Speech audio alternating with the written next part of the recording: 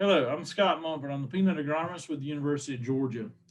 And today I wanted to talk with you a little bit about a list of things that will help you maximize your stands in early season growth of the crop. The basis of everything that we do, whether it's peanuts, cotton, or any other crop, is fertility and pH. We've got to know our situation. We've got to correct any problems.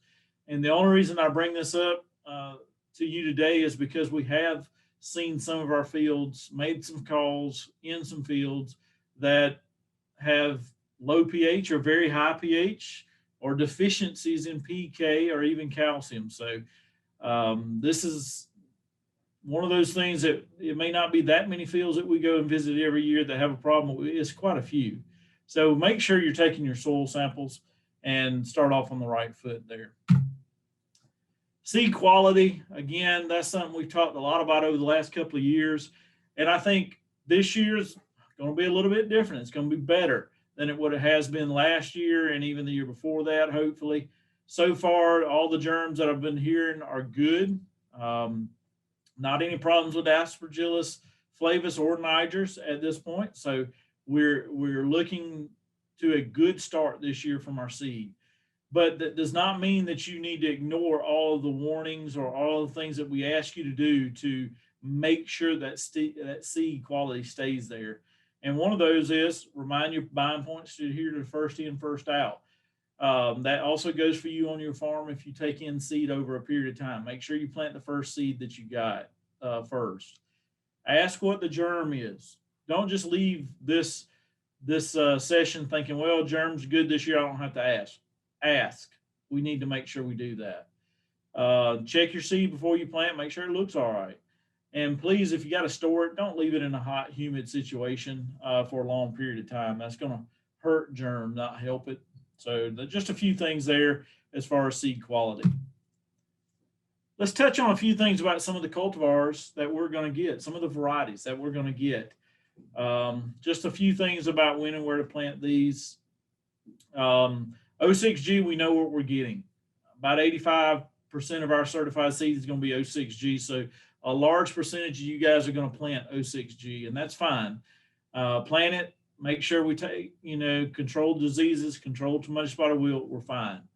Georgia 12Y is probably the best tomato spotted wilt variety that we have. A lot of people like to plant it early.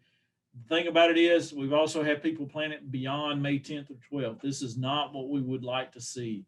It does not maximize yields once you pass May 10th or 12th. So please plant it early if you're going to plant it. Make sure you manage it for Rhizoctonia limb rot. If you don't and you have a rhizot problem, you're going to wish you did. Georgia 09B, most people are well aware of this variety. It's a high oleic. And so that's where we're planting those for those high oleic acres. It is more susceptible to some of the diseases like leaf spot. But the biggest thing on it is watch maturity. You get 135, and you approach 140, you need to be thinking about getting those out of the ground quick. You can run into a situation where you start to lose some with 09B. Georgia 16HO is a new one. The biggest thing there is it has a little bit problem with leaf spot potentially late in the season. So make sure we're managing that as well as we can. Just watch out for leaf spot. It's not like it's worse than 06G or 09 for certain, but it can have a little bit more. So just watch out for it. 18RU, it probably has a little bit more susceptibility to tomato spotted wilt virus. So I'm not sure that I'd plant it in April. And if you think you've just got to, make sure, whether it's 18RU or no matter what variety in this case, make sure you're using Thimet early to help suppress the virus. We are seeing a spike in tomato spotted wilt virus, and we've got to help manage that. Now, you are going to see differences among these varieties, is like I mentioned, as far as how quick they come out of the ground and how quick they grow off. If you grow 06G compared to 16HO in the same field, you're going to see this difference in growth and emergence. Now, I'm not talking about the stands on 06G here. That was last year. Hopefully, we're not going to see that.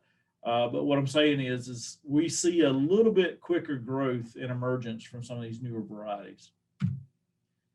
All right, just a quick couple of things to mention on planting date, seeding rate, in-furrow applications.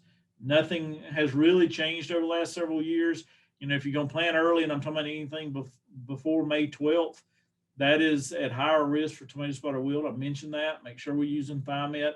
But also, if you're planting early, make sure the temperatures are correct. 68 degrees for 3 days. Make sure you think about using an in-furrow fungicide if you're planting in cool, wet soils. So just some things there that might help.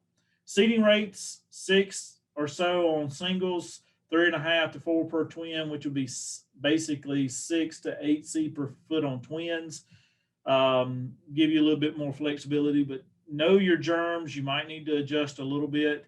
But these higher seeding rates, I'm talking 8, 9, 10 seed per foot or better, we are not seeing yield responses that much above what we normally see at 6 to 7 or 8 seed per foot. Just remember though, you are adding about $18 an acre for every seed per foot or row that you plant. As far as what's recommended in furrow with the seed, insecticides, your fungicide, on seed treatment or in furrow optional, and inoculants. There are some things that I do want to mention that we're seeing trends of going in furrow with the seed, and one of those is fertilizers. This is something that we are not seeing a benefit from doing. I'm not sure where the trend's coming from or what the need is, because we're not seeing any difference in emergence.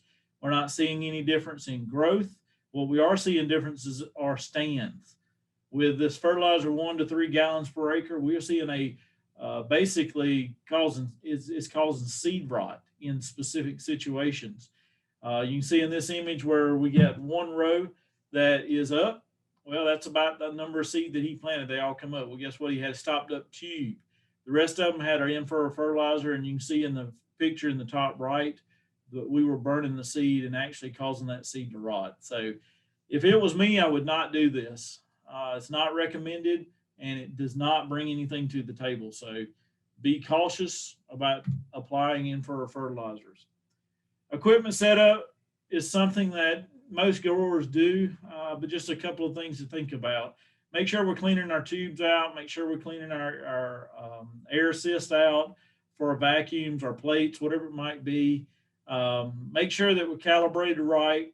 You know, don't go and plant at a higher speed if our planters are not set up appropriately. And you can see that we can see sporadic stands when we go too fast for the equipment that we're trying to plant with.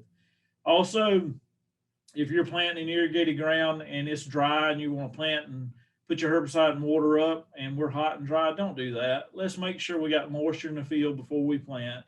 Run the irrigation. It'll benefit you more often than not. The last thing I wanted to mention was seed treatments.